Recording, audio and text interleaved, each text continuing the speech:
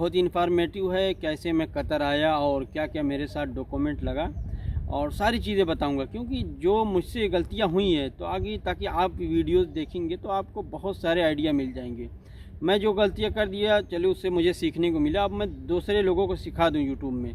और आप भी ऑन अराइवल वीज़े पे जब कतर आना चाहेंगे या आना चाह रहे हैं, क्या क्या डॉक्यूमेंट लगेगा सारा कुछ मैं बताऊंगा इस वीडियो में, और वीडियो लास्ट तक देखिएगा। और ये है कि ऑन अराइवल वीज़ा इंडिया से भी लगता है यही सेम रूल होगा, और लेकिन मैं गया था अबू धाबी से कतर और वहीं से ऑन अराइवल वीज़ा लिया था अबू धाबी से। तो क्या क्या रूल हुआ था मेरे साथ और अबू धाबी में आने में क्या क्या डॉक्यूमेंट लगे और पूरा बताऊंगा। तो दोस्तों चलिए वीडियो शुरू करते हैं। और इस वक्त देखिए मैं एक एरिया में हूँ और आप देख सकते हैं ये क्या है, ये जो है एक देखिए नीम का बागीचा है। तो ज़बरदस्त यहाँ पे हवा देखिए बहुत अच्छी चल रही है, तो हवा चल रही है। मैं सोचा कि लाइए यहीं पे वीडियो बना देते हैं और यहाँ पे बहुत अच्छा रहेगा। ये देखिए पार्क वगैरह कितना अच्छा है। ये अरबी एरिया है, अब अरबी कम्युनिटी के लोग ही रहते हैं यहाँ पे, मतलब वतनी लोग इंडियन पाकिस्तानी बहुत कम रहते हैं। जिसके पास बहुत ज़्यादा पैसा होगा वो ही ये सब विले में रह सकता है, विला बोलते हैं। तो बहुत लग्जरी गाड़ियाँ और होता है। तो दोस्तों चलिए मैं अब आपको बता रहा हूँ कि आप मतलब मुझे अबू धाबी में क्या क्या डॉक्यूमेंट लगे, फिर उसके बाद मैं वहाँ का बताऊँगा कतर का। तो दोस्तों अबू धाबी में मैं गया पहले दिन और कतर एयरवेज से टिकट ले लिया और सारा कुछ मैं डॉक्यूमेंट तैयार किया था। और डॉक्यूमेंट में आपके पास क्या क्या होना चाहिए, देखिए किसी भी कंट्री में जाने के लिए या तो विज़िट वीज़े पे या तो ऑन अराइवल वीज़े पे जाने के लिए आपको रिटर्न टिकट, दोनों तरफ का टिकट होना चाहिए। ये तो हो गई। और दूसरा आपका पासपोर्ट ऑन अराइवल वीज़े के लिए या विज़िट वीज़े के लिए 6 महीने से, तो आपका कम से कम पासपोर्ट जो है 6 महीने से ज़्यादा का होना चाहिए। तो ये भी मेरा था, कंप्लीट था। फिर उसके बाद मैं क्या किया था, एक एतराज़ अप्रूवल होता है इनका, एतराज़ अप्रूवल, वो अप्रूवल मैं नहीं लिया था और मैं पहुंच गया एयरपोर्ट और सुबह की एकदम फ़्लाइट थी। और एक कनाडियन भाई मिला था मस्जिद में और वो बता रहा था आप एतराज़ अप्रूवल का पेपर किधर है।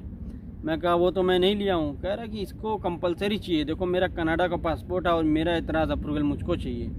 और मैं वेबसाइट पे देखा था कि यहाँ पे जीसीसी के अगर आपके पास रेजिडेंस कार्ड है, यहाँ का जो आईडी कार्ड है, तो आपको एतराज़ अप्रूवल की ज़रूरत नहीं है।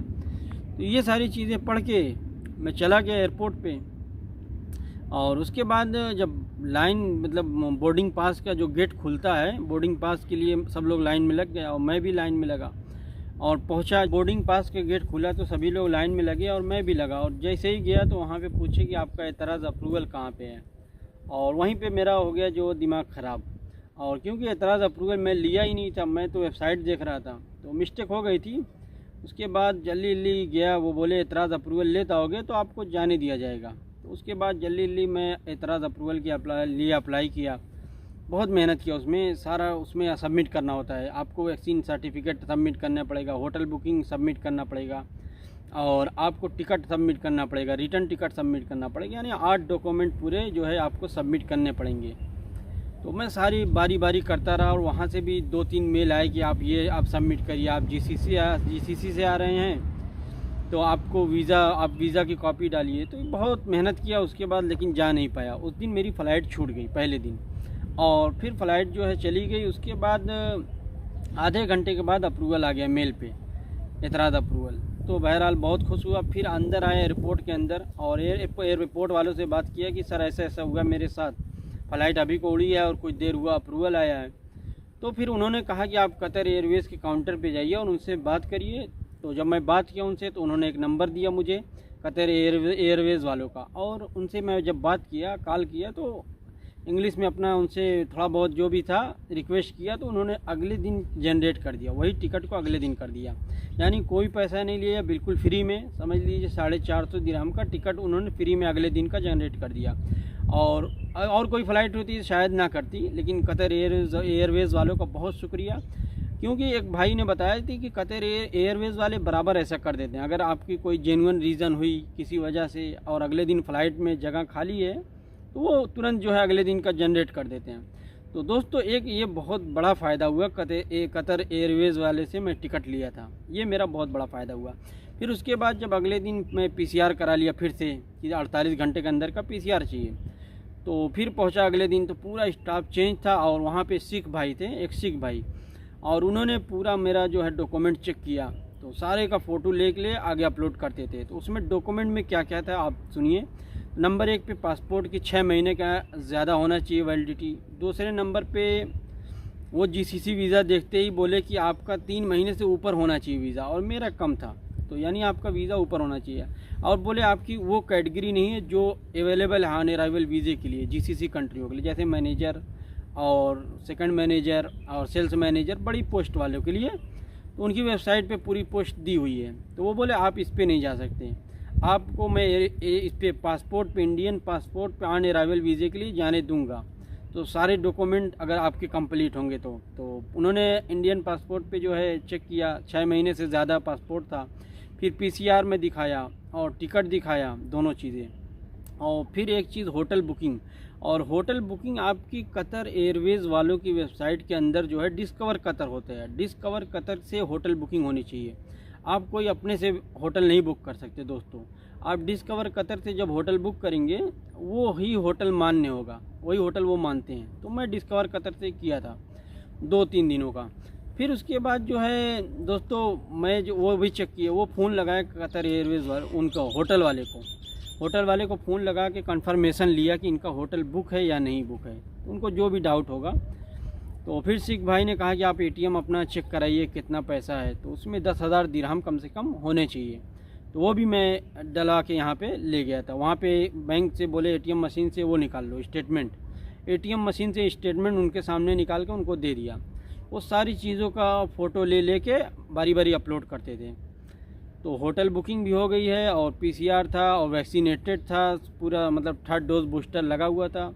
और इसलिए क्वारंटीन अभी गल्फ़ कंट्रियों के आप बूस्टर डोज लगाएं तो क्वारंटीन अभी कतर वालों ने ख़त्म कर दिया है, और रूल इनका चेंज होता रहता है। इसलिए मैं आज वीडियो बना रहा हूँ कि आप जब भी आएंगे तो आपको आइडिया लग जाएगा।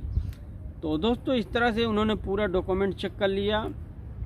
7-8 डॉक्यूमेंट थे पूरे, दोनों तरफ का टिकट का होना चाहिए, और ये 6 महीने से ऊपर वैलिडिटी का पासपोर्ट होना चाहिए। फिर उसके बाद जो है आपका पीसीआर नेगेटिव टेस्ट होना चाहिए, और वैक्सीनेटेड सर्टिफिकेट की कॉपी होनी चाहिए। एतराज़ अप्रूवल लाजिम चाहिए, ज़रूरी चाहिए। एतराज़ अप्रूवल मैं करा के जो है हो गया तो मेरा वो दिखाया। और फिर आपका एटीएम चेक करेंगे कितना पैसा आपके पास है, फिर आपको जाने देंगे।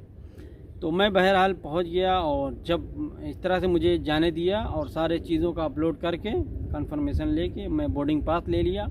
और बोर्डिंग पास लेके बड़े खुशी बैठ के जो है कतर एयरवेज़ में फ़र्स्ट टाइम बैठा। और फर्स्ट टाइम का एक्सपीरियंस मैं शेयर कर रहा हूँ। कतर एयरवेज़ वाले से मुझे फ्लाई दुबई की फ़्लाइट बहुत अच्छी लगी, ज़बरदस्त थी, उस पर भी मैं बैठा और वो बहुत अच्छी थी। कतर एयरवेज़ वालों का जो उतना नाम है, लेकिन उतना अच्छा अंदर से फैसिलिटीज़ वगैरह नहीं थी।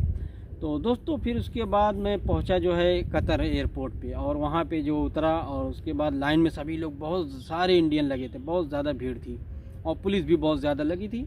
फिर जब मैं काउंटर पे पहुंचा तो वो मेरी जो लेडीज़ थी उसने टिकट चेक किया, रिटर्न टिकट। और फिर उसके बाद बोला होटल बुकिंग है। मैं होटल बुकिंग दिखाया, कह रहे कितने दिन रुकोगे, तो मैं बोल दिया जो है वहाँ पे डर के 3 दिन। और मैं अगर रिक्वेस्ट करता कि मैडम मुझे थोड़ा ज़्यादा रुकना है, हो सकता है मैं और रुकूंगा, अगर थोड़ा सा ना डरता। तो दोस्तों वहाँ पे मैं थोड़ा सा डर गया था, और लोगों को बात करना चाहिए, अपनी बात रखनी चाहिए, क्योंकि होटल बुकिंग मेरी 2-3 दिन की थी, और उसमें मैं जो है कि यार होटल बुकिंग इतनी है, रिटर्न टिकट भी है, उसी हिसाब से बनाया था। तो रिटर्न टिकट तो बाद में कैंसिल भी हो जाता है, वो यहाँ पे ट्रैवल वाले बहुत सारे होते हैं, वो कैंसिल कर देते हैं। तो दोस्तों फिर उसके बाद 3 दिन का उसने स्टैंप लगा दिया, और फिर मैं निकल गया बाहर।